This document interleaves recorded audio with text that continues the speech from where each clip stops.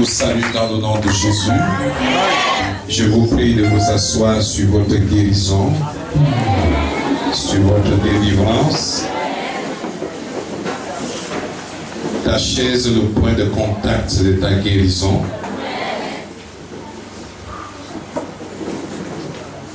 C'est le point de contact.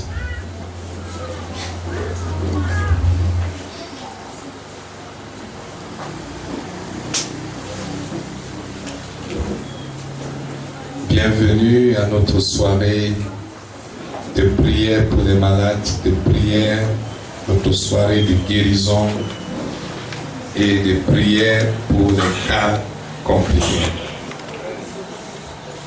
Je vais vous raconter juste 2 histoires et après nous allons partager dans la parole de Dieu. Vous savez que les histoires sont bonnes à écouter parce que les histoires nous édifient et nous montrent que c'est aussi possible dans notre vie. Je connais l'histoire d'un homme de Dieu que je connais particulièrement.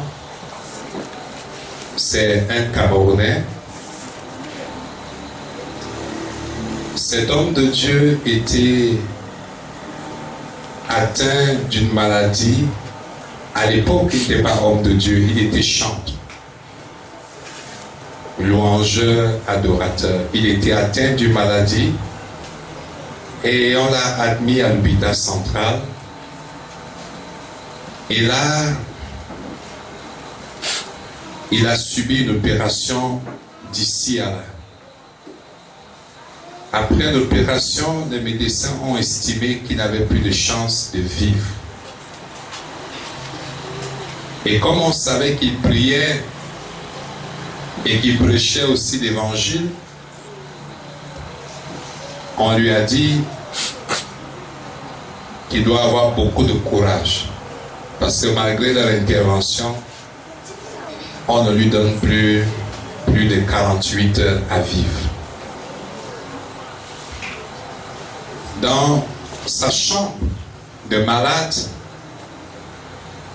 il a demandé à 2 personnes de le mettre debout. Et il a dit, avant de mourir, je vais louer Dieu. Je vais le célébrer pour la dernière fois. Il a commencé à louer, à louer, à louer et encore à louer Dieu. Mais ce qui est curieux, pendant qu'il louait et célébrait Dieu, au lieu de mourir, sa guérison a germé. Cet homme qu'on a tenu était maintenant capable de se tenir sur ses 2 pieds.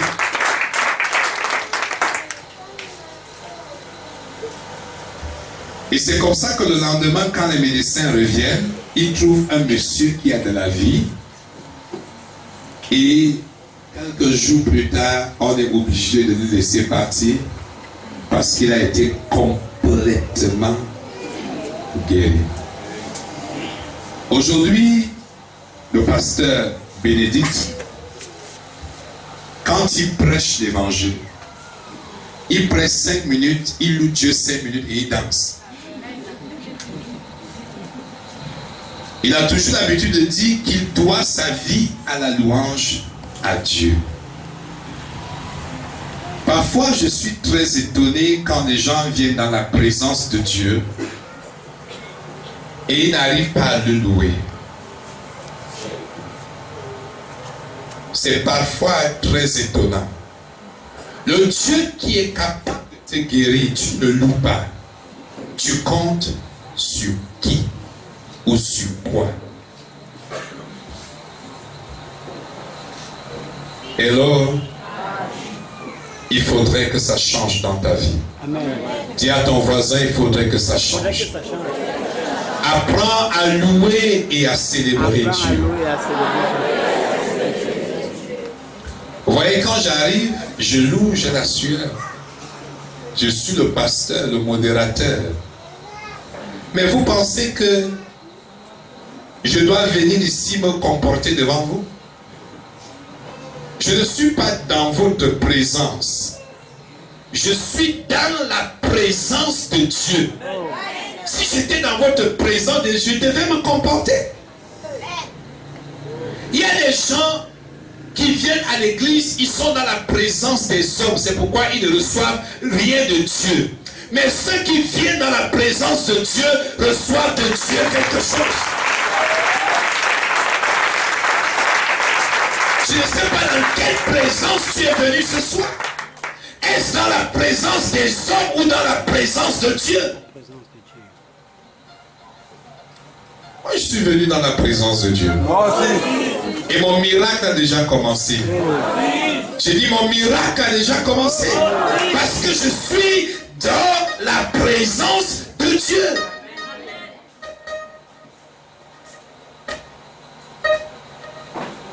David le savait très bien. C'est pourquoi, lorsque l'arche de l'alliance entrait à Jérusalem, David s'est mis à danser comme un fou. Et sa femme lui dit, la fille de Saül, mais comment un roi peut-il danser devant ses sujets au point où tu te dénudes? Il dit, ce n'est pas devant mes servantes que j'ai dansé, c'est devant l'Éternel qui m'a préféré à ton père et qui m'a donné la royauté. Oui. Bien-aimé, si tu viens ici dans la présence d'un homme, tu ne recevras rien. Si tu viens ici pour te comporter devant moi, tu ne recevras rien. Si tu te comportes devant ton voisin, tu ne recevras rien. Moi, je vois parfois les gens, ils prennent des égards, vous croyez où? Vous n'êtes rien. Faites un tour à l'hôpital, vous allez voir ce que c'est que l'homme. Il n'est rien. Parfois même, on lui met le vêtement, il arrache. Tu n'es rien. C'est pourquoi dans la présence de Dieu, cesse de prendre des airs de grand. La Bible dit que l'humilité précède la gloire. Quand tu as fini de prendre des airs de grand, comment voudrais-tu être guéri? Comment? Quand tu as fini de te comporter devant les hommes, comment voudrais-tu que Dieu te voie puisque tu n'es pas dans sa présence? Dieu touche ceux et celles qui sont dans sa présence. Amen. Si je suis conscient que tu es ici, je vais le louer de toutes mes forces. Je vais le louer de toute ma voix. Il y a des gens qui sont capables de parler mais sont incapables de louer. Ah oui. Il suffit que tu les testes, tu les provoques, tu verras combien ils sont capables de parler haut et fort. Mais quand il faut chanter en l'honneur de Dieu,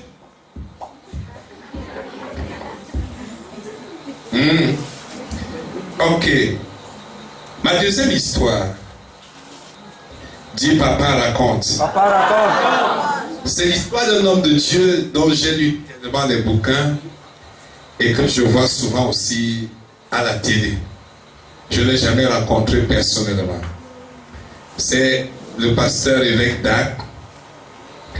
Et il raconte que lorsqu'il a commencé, il s'entretenait avec des frères de son ministère et il disait, depuis que notre ministère a commencé, on n'a jamais ressuscité un mort. Mais Jésus a dit qu'on va ressusciter les morts. Alors là, ils se sont mis en quête des morts pour prier. Et on leur a dit, l'ami de ton ami, son père est mort. Ils vont à l'hôpital et ils voient le mort. Ils se mettent à prier que le mort ressuscite. Le mort ne ressuscite pas. Ils demandent à tout le monde de sortir parce qu'ils n'ont pas la foi. Ils s'enferment. Ils prient. Il n'y a pas de résurrection. Alors il tient le mort par la main en disant comme Pierre a dit, lève-toi et marche. Et dit le mort, lève-toi, sois ressuscité. Le mort ne ressuscite pas. C'est comme ça que les infirmiers, mais ils sont venus courir, que vous avez trop duré. Ils ont profité pour s'échapper. Ouais, le mort là n'est pas ressuscité. Mais ce qui est intéressant, ce grand frère, ce père de la foi ne s'est pas découragé. Il a dit, la Bible dit qu'on ressuscitera les morts. Un jour, je vais ressusciter On l'appelle encore, qui a un autre cas de mort là-bas, il part. Il prie, il secoue, le mort ne ressuscite pas. Mais il n'a pas désarmé. Dites avec moi un jour. Un jour. Il était en pleine croisade. Quelqu'un est mort. Et les gens ont suivi le commentaire que lui, il ressuscite les. Ils ont pris le mort et l'ont amené à la croisade. Pendant qu'il priait pour les malades, demandant que Dieu leur donne la vie, le mort s'est levé.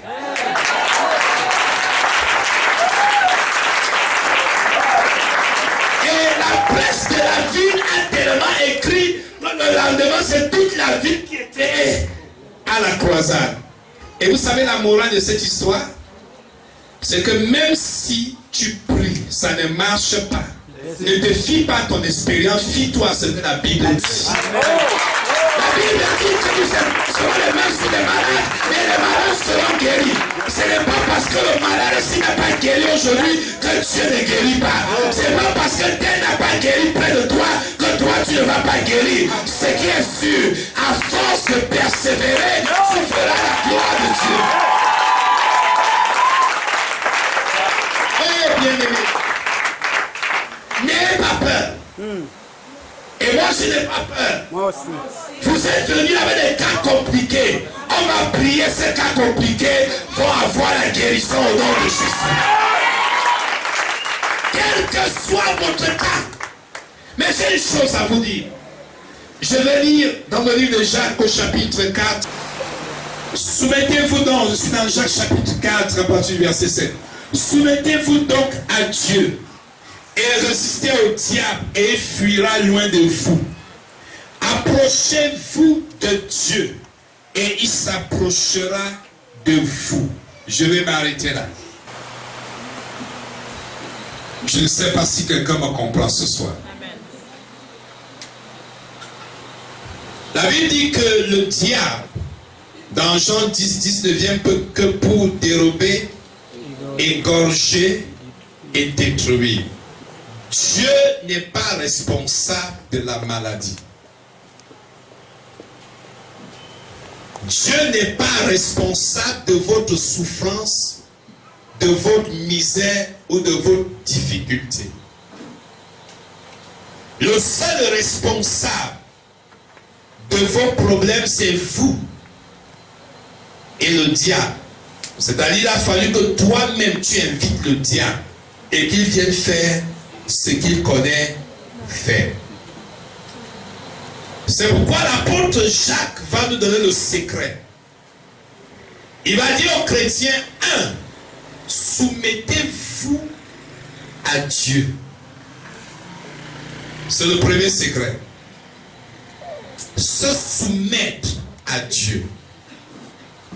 Quand on se soumet à Dieu, on commence à vivre comme Dieu veut. On commence à faire ce que Dieu veut. On applique à la lettre les recommandations de Dieu. Si ma Bible dit repentez-vous et que chacun de vous soit baptisé, si je veux me soumettre à Dieu, je ne vais pas commencer à discuter sur la repentance ou sur le baptême. Vous allez vous rendre compte que beaucoup de personnes demandent la guérison, les miracles à Dieu, mais refusent de se soumettre à Dieu. Plusieurs personnes veulent résister au diable, veulent chasser le diable, mais refusent de se soumettre catégoriquement à Dieu. Mais la Bible dit, soumettez-vous à Dieu. Ensuite, résistez au diable. Ce soir, tu dois résister au diable qui opère dans ta vie au travers de la maladie et des cas compliqués que tu es en train de vivre. Mais comment résister au diable si tu n'es pas soumis à Dieu? La problématique ici, c'est celle-ci. Comment peux-tu résister à ton chef? Parce que si tu vis dans le péché, le diable est ton chef hiérarchique. comment est-ce que toi tu peux résister à celui qui est au-dessus de toi? Hello? Comment? Et c'est ça le problème de l'homme. Résister au diable. Tout à l'heure, quand on va dire chassons la maladie au nom de Jésus, tu as dit aussi dire au nom de Jésus, maladie, je te chasse. Le diable va te regarder et dit, mais toi, tu es mon subalterne. Tu oses me chasser, alors que toi et moi, nous commettions les mêmes choses.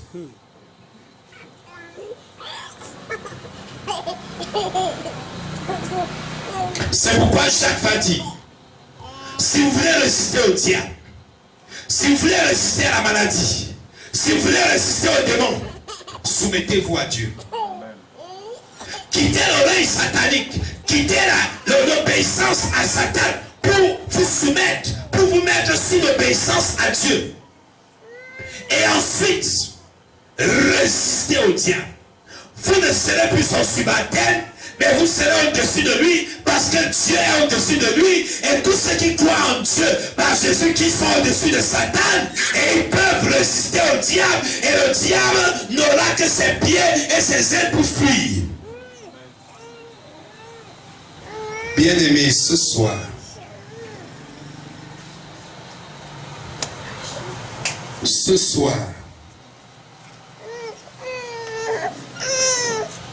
soumets-toi à Dieu. Soumets-toi à Dieu.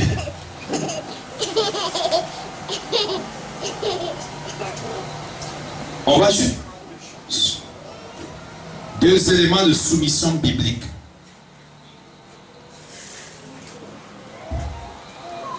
Jésus a dit, repentez-vous, car le royaume des cieux est proche. Est-ce que tu t'es déjà repenti? Parfois la réponse est non. Je vais vous expliquer pourquoi. Venir à l'église ne signifie pas que vous êtes repenti.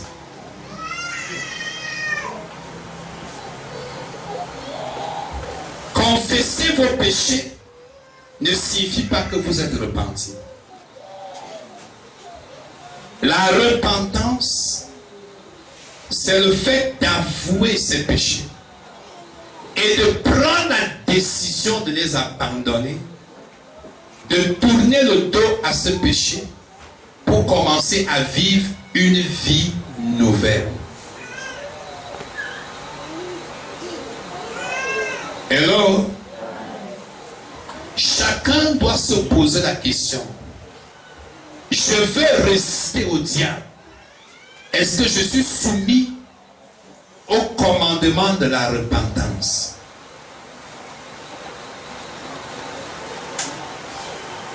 Il y a des péchés dans vos vies que vous cajolez, que vous cachez, que vous aimez, que vous commettez, et que pour rien au monde vous ne voulez abandonner.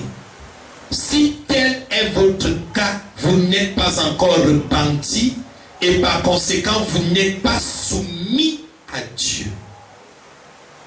Et vous sera pratiquement impossible de résister au diable. Je vais vous expliquer ce soir les choses terre à terre. Parce que je n'aurai pas beaucoup de temps pour prier. La deuxième recommandation. La Bible dit, celui qui croira et qui sera baptisé sera sauvé. Qu'en est-il de toi? Es-tu baptisé? Es-tu réellement baptisé? Ou bien tu argumentes lorsqu'on te parle du baptême? Je parle ici du baptême biblique. Je ne parle pas du baptême religieux. Tout le monde, ou presque ici, peut-être sauf moi, tout le monde ici a eu un baptême religieux. Qui a été baptisé quand il était tout petit? Qui lève sa main? Ah, nous autres on a échappé. Miraculeusement. Et alors, Pensez-vous que ce baptême que vous avez reçu soit biblique? Non. Il ne l'est pas. Parce que la Bible dit que le baptême est l'engagement d'une bonne conscience envers Dieu. Un bébé peut-il s'engager? Un petit enfant peut-il s'engager? Donc comprenez que vous n'êtes pas baptisé. Allez à la maison déchirer votre soi-disant carnet de carte de baptême parce qu'il n'en est pas un. Le ciel ne le reconnaît pas. Maintenant le baptême biblique, même si je te choque, il est préférable que je te dise la vérité en te choquant. Que de te mentir et que tu es en enfer et que tu dises, j'étais même dans l'église de ce pasteur qui est assis là-bas. Seigneur, il ne m'avait pas dit la vérité. Je dois te dire la vérité que si tu as reçu les coups de sur ta tête, étant petit ou étant déjà grand, ce n'est pas le baptême biblique. C'est un baptême religieux des hommes. Tu es dans la présence des hommes et non dans la présence de Dieu. Le baptême que Jésus a reçu et que les Juifs connaissent, c'est le baptême par immersion. On te plonge dans l'eau. Mais qu'est-ce que tu fais de ce baptême? Tu argumentes, tu discutes. Et l'argument que tu as chez nous, on baptise sur la tête. Chez vous, c'est où? C'est le royaume des cieux ou c'est une dénomination? Le chez moi, c'est le royaume des cieux. Si c'est chez toi, tu acclames très fort. Tu dois te poser la question que les citoyens du royaume des cieux sont baptisés comment?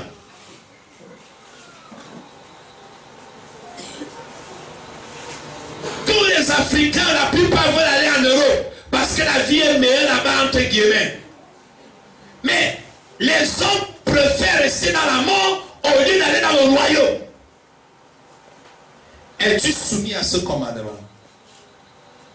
Soumettez-vous à Dieu. Résistez au diable. Et il fuira loin de vous. C'est pourquoi le diable peut vous toucher comme il veut, entrer et sortir de votre vie comme il veut. Et on a aussi une catégorie de chrétiens qui se sont repentis une fois, qui se sont baptisés, mais quand ils sont entrés à l'église, ils ont commencé à faire le désordre. Ils n'ont pas voulu soumettre leur vie à Dieu. Ils ont commencé à vivre dans le péché. Même si tu t'es déjà repenti, tu invites le diable en vivant dans le péché, il va te frapper, il va te toucher. Et tu n'auras que tes yeux pour pleurer. Bien-aimés, soumettons-nous à Dieu. Je crois que pendant que je parle, tu es en train de prendre la décision de te soumettre à Dieu. Ne serait-ce que pour ces trois choses. Te repentir, te faire baptiser. Et si tu es un chrétien repenti, baptisé, et qui vit dans le péché, dans le désordre, décider d'arrêter ta vie de désordre. Ça ne te mènera à rien si ce n'est à la destruction, à la misère, à la souffrance et à la maladie. J'ai enseigné ici, quand tu pêches, tu ouvres la porte au diable. Et quand le diable entre dans ta vie, il égorge, il détruit, il tue, il saccage, il fait le désordre. Bien-aimé, tu es libre ce soir. Moi, je vais prier. Il y aura des guérisons. Il y aura des miracles. Mais le problème, la guérison n'est pas une fin en soi. La guérison n'est pas une fin en soi. La guérison, c'est un peu comme tu as un agresseur qui est venu chez toi et tu as appelé le 118 ou 117. 117. Le CIR est venu t'aider. On l'a pris. Est-ce pour autant que ta maison est sécurisée? Mais si tu as permanemment des gens qui te gardent de jour comme de nuit à la maison, ta maison est sécurisée. La guérison, c'est un peu comme un pasteur venait, il trouve un truand dans ta maison, il le chasse. Mais est-ce pour autant que tu es garanti que ce truand ne reviendra pas? Non. Mais si Jésus-Christ se poste dans ta maison, quels que soient les truands qui vont vouloir faire leur entrée, lui il aura gain de cause et il les chassera. Et tu vas connaître une santé permanente. Qu'est-ce que tu peux faire? Appeler constamment le 117 spirituel ou avoir la protection divine? Parce que tu es en Dieu, tu es soumis en Dieu. Moi, je préfère avoir Dieu constamment avec moi que d'avoir la prière d'un homme de Dieu de façon sporadique. C'est mon rêve. C'est mon désir le plus ardent. Mais ce soir, tu peux te décider de te repentir. Tu peux te décider enfin de te baptiser selon la Bible. Je te le dis en te regardant droit dans les yeux. J'aimerais que tu me regardes. Vous savez, quand quelqu'un dit la vérité, regarde droit dans les yeux. Et quand tu regardes quelqu'un droit dans les yeux, il refuse de te regarder, ça veut dire que la personne ne veut pas cette vérité. Tu dois te baptiser. Le baptême ne fait pas de toi un prosélyte d'une religion. Non. Tu ne te baptises pas pour me plaire. Non. Tu ne te baptises pas pour plaire à cette église. Non. Tu te baptises pour être conforme à la volonté du Très-Haut, à la volonté de celui qui t'a créé. Amen. Tu peux le faire. Mais avant que je vous demande de vous lever, de venir ici, que je prie pour vous, pour ceux qui veulent se faire baptiser, amen, ou se repentir, je vais vous donner quelque chose dans ce texte. Le texte continue à dire, approchez-vous de Dieu et il s'approchera de vous. Pasteur John, viens. Tiens-toi. Alors, supposons que je sois Dieu. Fais un pas. Voilà. Dieu fait aussi un pas. Fais un autre. Dieu fait aussi un autre. Fais encore. Ah. Et si Dieu te touche, les maladies, les démons, la poisse, la disgrâce, la malchance et tout ce que l'ennemi a mis dans ton corps sera vaporisé par la puissance du Saint-Esprit. Mais imagine que tu es collé avec Dieu. Fais un pas en arrière. Dieu fait aussi. Fais encore. Dieu fait aussi. Encore. Dieu fait aussi. Vous voyez ce que c'est donc? Quand tu recules de Dieu d'un pas, lui aussi recule de toi d'un pas. Ça fait combien de pas? Si tu recules de 2 pas et lui aussi recule de 2 pas, ça fait combien? Donc tu dois comprendre que c'est ton mouvement qui met en mouvement Dieu. Oh! Approchez-vous de Dieu et il s'approchera de vous. Éloignez-vous de Dieu et il s'éloignera de vous.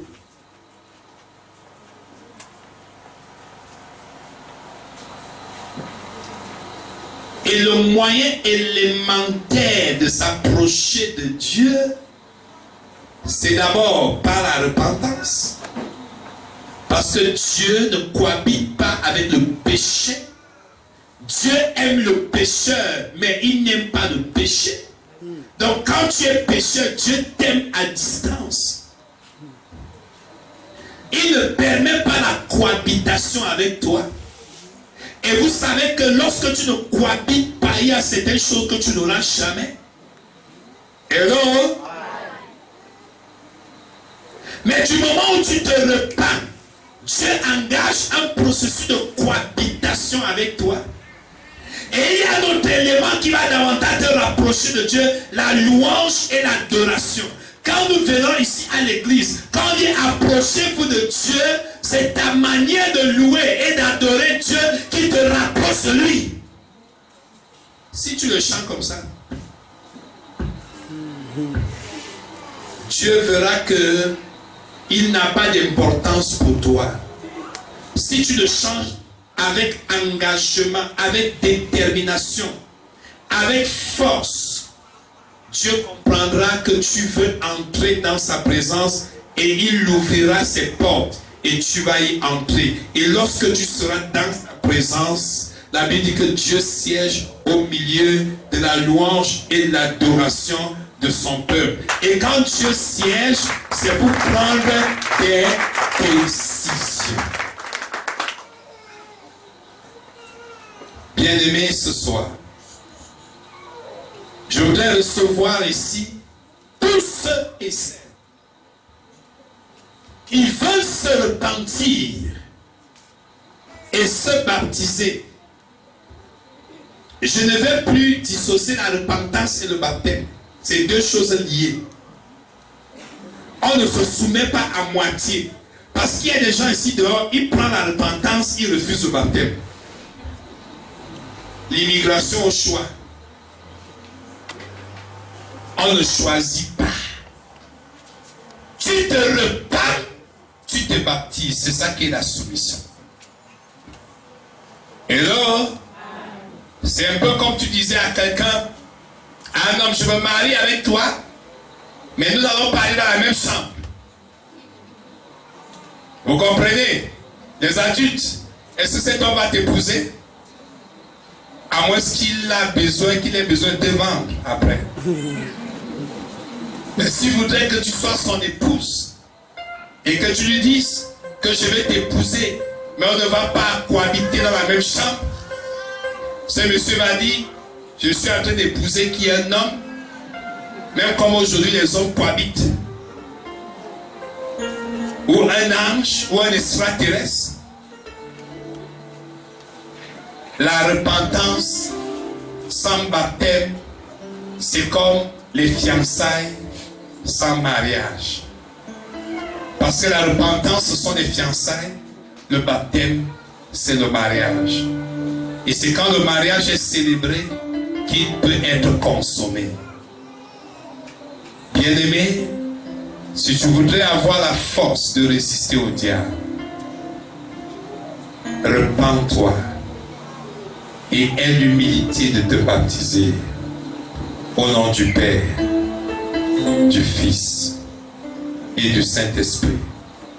Comme Jésus l'a fait, comme les apôtres l'ont fait, comme les pères de l'Église l'ont fait jusqu'au 3e, 4e siècle. Et comme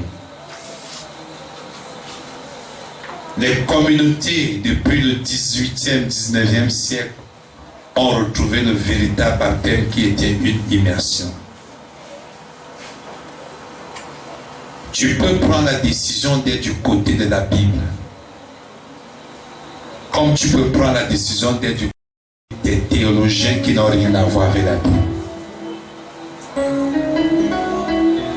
Ce soir, nous avons deux camps. Ceux qui sont de Dieu et ceux qui sont du monde ou du diable. Un jour, alors qu'on avait arrêté Jésus, Pilate, ayant constaté que les Juifs voulaient tuer Jésus par jalousie, a fait sortir un prisonnier redoutable à la personne de Barabbas. Et il a dit, qui des deux voulez-vous choisir? Je suppose que Jésus est à ma droite, Barabbas est à ma gauche. C'est une image.